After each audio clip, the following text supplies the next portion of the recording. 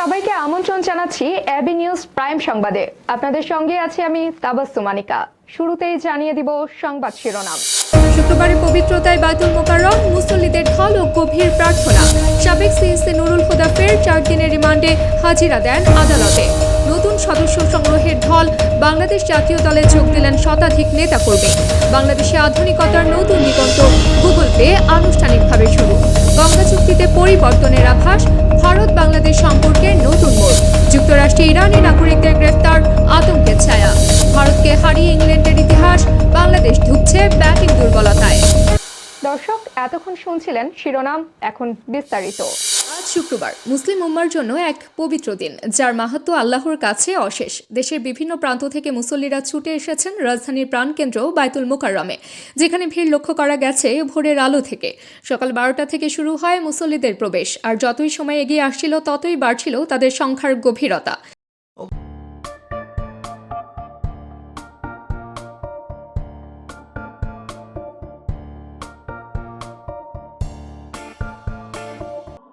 বিশেষ করে আজানের সময়ের কাছাকাছি এসে ভিড় যেন আরও গাঢ় হয়ে উঠেছে। দূর দূরান্ত থেকে আসা মুসল্লিরা একত্রিত হয়েছেন মহান আল্লাহর পবিত্র নামের প্রশান্তির জন্য। এই দিনটির মাহাত্ম্য এবং মর্যাদা অনেক গুণ বেড়ে যায় এই ভিড়ের মধ্য দিয়ে।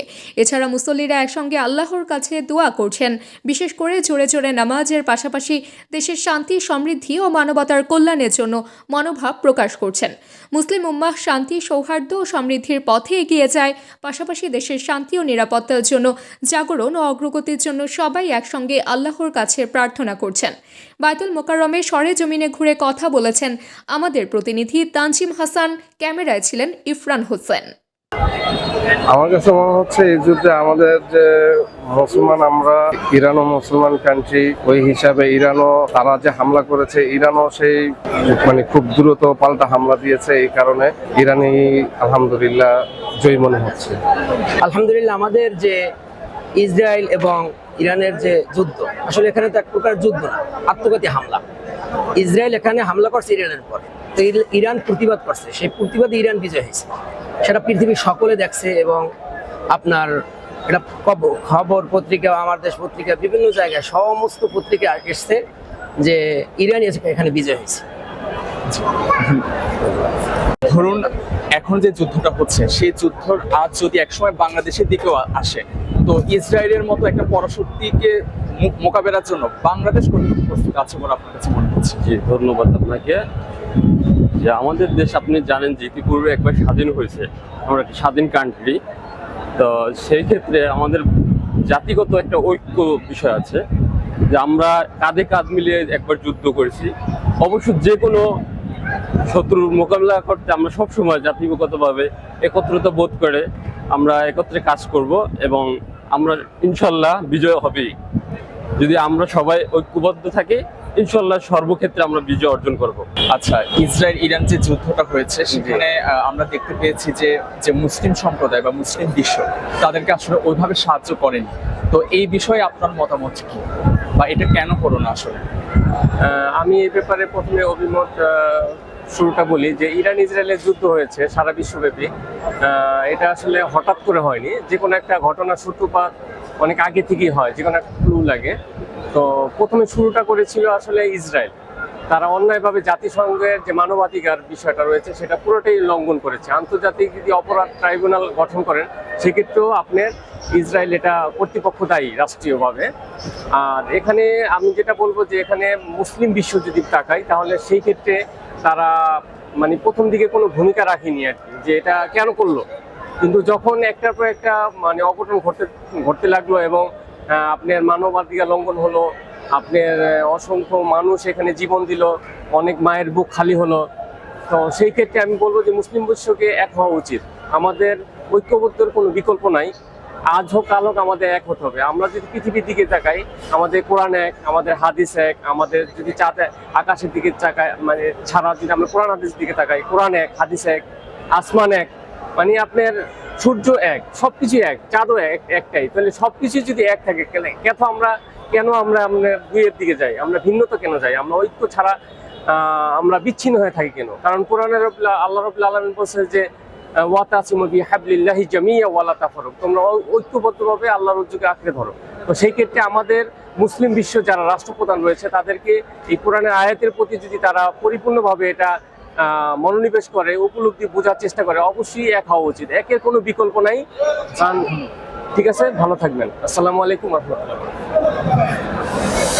রাষ্ট্রদ্রোহ অন্যায়ের প্রভাব খাটিয়ে প্রহসনে নির্বাচন দেওয়ার অভিযোগে রাজধানীর শেরেবাংলা থানার মামলায় গ্রেফতার সাবেক প্রধান নির্বাচন কমিশনার KM নুরুল হুদার ফের 4 দিনের রিমান্ড মঞ্জুর করেছেন আদালত।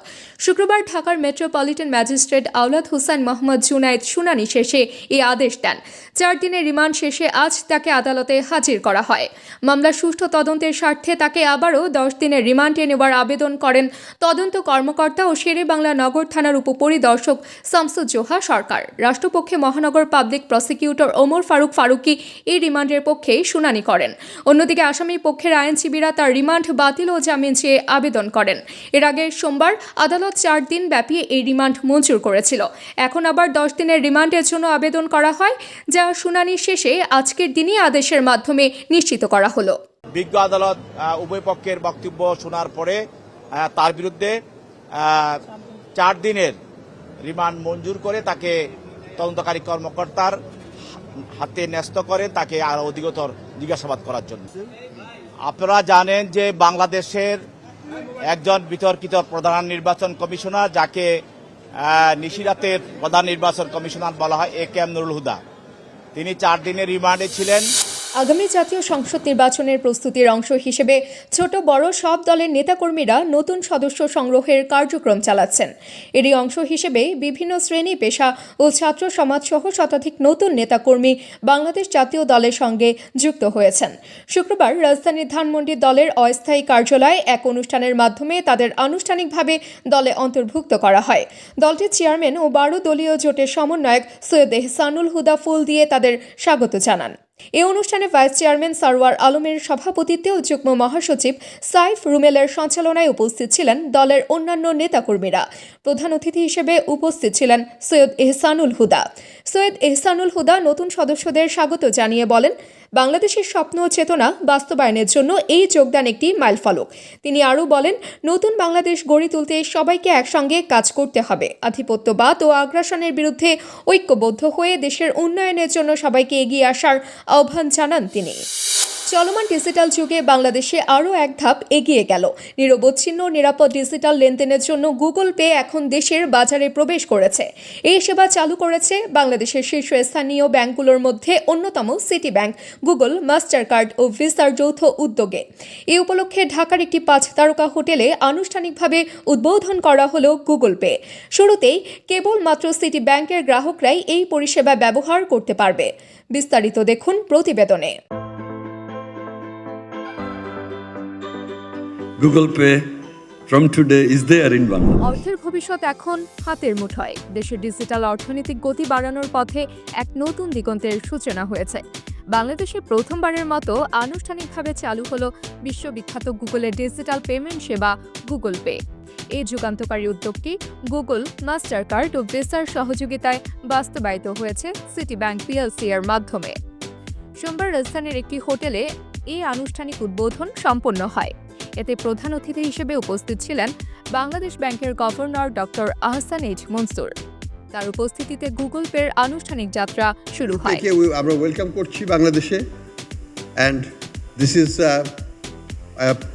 যেটা আমাদের একটা চলমান প্রক্রিয়া। অনুষ্ঠানে বিশেষ অতিথি হিসেবে উপস্থিত ছিলেন মার্কিন দূতাবাসের ভারপ্রাপ্ত রাষ্ট্রদূত ট্রাসি এন জ্যাকেটসন ও সিটি ব্যাংকের ভাইস চেয়ারম্যান হোসেন কোনো খালেদ। ধরনের পেমেন্ট আপনি করতে পারেন। এখন সেখানে আপনার সিলিং সেট করা থাকে। বাংলাদেশের ক্ষেত্রে সেখানে 5,000 টাকা হচ্ছে আপনার ট্যাপে। এছাড়াও ছিলেন সিটি ব্যাংকের ব্যবস্থাপনা পরিচালক ও CEO মাসরুর আরিফিন, গুগল পেমেন্টসের group product manager Shammi Kuddus, Mastercard বাংলাদেশের কান্ট্রি ম্যানেজার মাহমুদ কামাল এবং ভিসা বাংলাদেশের কান্ট্রি ম্যানেজার সাব্বির আহমেদ। এই অনুষ্ঠানে উপস্থিত ছিলেন দেশের শীর্ষ ব্যাংক ও প্রযুক্তি প্রতিষ্ঠানের নেতারা।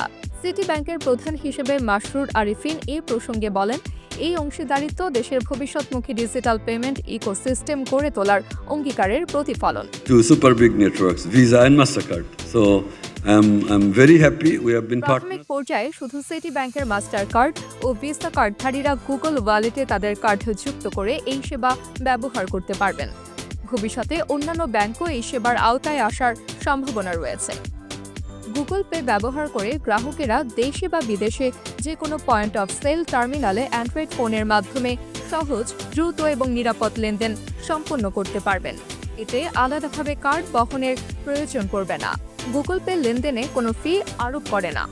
সেবা ব্যবহারের জন্য শুধু একটি অ্যান্ড্রয়েড স্মার্টফোন আর গুগল পে অ্যাপ ডাউনলোড করলেই যথেষ্ট। এরপর সিটি ব্যাংকের কার্ড যুক্ত করে শুধু ফোন ট্যাপ করেই অর্থ পরিশোধের এই নতুন উপায় লেনদেনের ঝামেলা কমে যাবে। AB News desk report. আগামী বছর শেষ হতে যাচ্ছে বাংলাদেশের সঙ্গে গঙ্গা নদীর পানি বন্টন বিষয়ক ঐতিহাসিক চুক্তির কার্যকারিতা। এই প্রেক্ষাপটে ভারতের ভাবনা পাল্টে যাচ্ছে। তারা এখন সমঝোতার ভিত্তিতে নতুন একটি চুক্তি করতে চাইছে বাংলাদেশের সঙ্গে। বৃহস্পতিবার প্রকাশিত এক প্রতিবেদনে এ তথ্য জানিয়েছে ভারতীয় সংবাদ মাধ্যম ইকোনমিক টাইমস। তারা জানাচ্ছে, পাকিস্তানের সঙ্গে সিন্ধু নদ পানি চুক্তি বাতিলের পর ভারতের মনোভাব এখন বদলে গেছে। তারা বাংলাদেশের সঙ্গে বিদ্যমান গঙ্গা চুক্তির বিভিন্ন বিকল্প বা সংশোধন নিয়ে ভাবছে। 1996 সালে কার্যকর সেই চুক্তির মেয়াদ শেষ হবে 2026 সালে। এখন এই চুক্তির নবায়ন বা নতুন চুক্তির বিষয়টি সামনে আসছে, যেখানে পারস্পরিক সমঝোতার ভিত্তিতে নতুন করে আলোচনা হবে। নতুন চুক্তিতে ভারতের মূল লক্ষ্য হল তাদের বর্তমান উন্নয়নমূলক প্রয়োজনীয়তাগুলোর সঙ্গে সামঞ্জস্য রেখে পানি বন্টন নিশ্চিত করা। ফারাক্কা বাঁধের মাধ্যমে ভারত কলকাতা বন্দরের জন্য গঙ্গার 40,000 কিউসেক পানি নিয়ন্ত্রণ করে। চুক্তি অনুযায়ী প্রতি বছর 11 মার্চ থেকে 11 মে পর্যন্ত সময়ের মধ্যে বাংলাদেশ ও ভারতের মধ্যে 35,000 কিউসেক পানি ভাগাভাগি হয়, যেখানে 10 দিনের জন্য উভয় দেশই পানির নির্দিষ্ট অঙ্ক পায়। কিন্তু এখন ভারত চাইছে এই সময়ের মধ্যে আরও 30 থেকে 35,000 কিউসেক পানি বাড়িয়ে দিতে। গত এক সপ্তাহে মার্কিন যুক্তরাষ্ট্রের বিভিন্ন অঙ্গরাজ্যে অভিযান চালিয়ে অন্তত 130 জন ইরানি নাগরিককে গ্রেফতার করেছে মার্কিন কাস্টমস পুলিশ। এই অভিযানে জড়িয়ে পড়েছেন একজন সাবেক ইরানি সেনা সদস্য, যার নাম রিদওয়ার কারিমি। এই ঘটনা যেন নতুন এক আতঙ্কের বাতাবরণ সৃষ্টি করেছে দেশের অভিবাসন নীতির মধ্যে। যুক্তরাষ্ট্রের স্বরাষ্ট্র মন্ত্রণালয়ের সূত্রে জানা গেছে, গ্রেফতার হওয়া রিদওয়ার কারিমি একজন সাবেক সেনা সদস্য। বছর খানেক আগে বিশেষ ভিসায় যুক্তরাষ্ট্রে প্রবেশ করেন তিনি। বিয়েও করেছিলেন মার্কিন নাগরিক মর্গান কারিমির সঙ্গে, কিন্তু নিজের ইমিগ্রেশন স্ট্যাটাসের হাল নাগাদ করেননি। অর্থাৎ তিনি স্থানীয় কর্তৃপক্ষকে এই বিষয়টি জানাতে ব্যর্থ হয়েছেন। প্রতিক্রিয়ায় 22 জুনের পরপরই মার্কিন বিমান বাহিনী ইরানের 3 পরমাণু স্থাপনায় হামলার পরের দিনই তাকে আলবামা অঙ্গরাজ্যে গ্রেফতার করে কাস্টমস পুলিশ। অভিবাসন প্রত্যাশী ইরানি নাগরিকদের এই বড় ধরনের গ্রেফতার অভিযানে আরও বলা হচ্ছে, তাদের মধ্যে কিছু জনের বিরুদ্ধে অপরাধমূলক কর্মকাণ্ডের অভিযোগ রয়েছে। বর্তমানে আইসিইর বন্দিশালায় আটকা পড়েছেন প্রায় 670 জন ইরানি নাগরিক। এই পরিস্থিতিতে মার্কিন যুক্তরাষ্ট্রের অভিবাসন ও নিরাপত্তা ব্যবস্থার জটিলতা যেন আরও বাড়ছে। একদিকে যেমন নিরাপত্তার প্রশ্ন, অন্যদিকে মানবাধিকারের প্রশ্নে দ্বিধাদ্বন্দ্বে জড়িয়ে পড়ছে দেশের প্রশাসন। বিশ্ব ক্রিকেটের ইতিহাসে এক অনন্য নাম হিসেবে ঠাঁই করে নিয়েছেন জো রুটের উত্তরসূরি জেসন স্টকস। বিশ্বের প্রথম অধিনায়ক হিসেবে তিনি সেই বিরল কীর্তি গড়লেন, যেখানে তার দল টেস্টের চতুর্থ ইনিংসে একাধিকবার 350-এর বেশি লক্ষ্য তাড়া করে জিতেছে। এখন পর্যন্ত এই কীর্তি অর্জন করেছে 14টি দল, যেখানে কেবল ইংল্যান্ডের প্রতিনিধিত্বকারী দলই এই নজির দুবার স্থাপন করেছে। 2022 সালে স্টকস অ্যান্ডারসনের নেতৃত্বে ইংল্যান্ড ভারতকে হারিয়ে সেই ইতিহাসের অংশ হয়। তখন তারা 378 রানের লক্ষ্য পেরিয়ে জয় ছিনিয়ে এনেছিল। তবে সেই সময়ের অধিনায়ক ছিলেন জো রুট। 2021 সালে 4 টেস্টে সিরিজে নেতৃত্ব দিলেও পুরো সিরিজে নিয়ন্ত্রণ ছিল রুটের হাতে। এরপর পরবর্তী বছর জুলাই মাসে এক ম্যাচ পুনর্নির্ধারিত হওয়ার পর স্টকসের হাতে আসে অধিনায়কত্বের দায়িত্ব। তখনই ইংল্যান্ডের সেই দারুণ কীর্তি গড়ে ওঠে, যেখানে তারা ভারতকে হারিয়ে বিশ্ব টেস্ট চ্যাম্পিয়নশিপে অস্ট্রেলিয়ার সমান 33 ম্যাচ জয়ীর নজির স্থাপন করে। অন্যদিকে বাংলাদেশের জন্য এই টেস্ট সিরিজের প্রথম টেস্ট ছিল কিছুটা স্বস্তির, তবে দ্বিতীয় টেস্টে এসে যেন নিজেদের হারিয়ে ফেলেছে তারা। গল থেকে কলম্বো এলে দলের দুর্বলতা স্পষ্ট হয়ে ওঠে। তৃতীয় দিন শেষে বাংলাদেশ দ্বিতীয় ইনিংসে 6 উইকেট হারিয়ে 115 রান করেছে। লিটন দাসের সঙ্গে রয়েছেন 13 রান, তবে তারা এখনও 96 রানে পিছিয়ে। হাতে রয়েছে 4 উইকেট, আর মানসিকতা হারানোর শঙ্কাও জেগে উঠেছে। দর্শক, এতক্ষণ আমাদের সঙ্গে থাকার জন্য ধন্যবাদ। সর্বশেষ সংবাদ পেতে ভিজিট করুন আমাদের ওয়েবসাইট www.abnewsinternational.com এ। সেই সঙ্গে নিয়মিত ভিডিও নিউজ পেতে আমাদের ফেসবুক পেজ ও ইউটিউব চ্যানেলে চোখ রাখুন।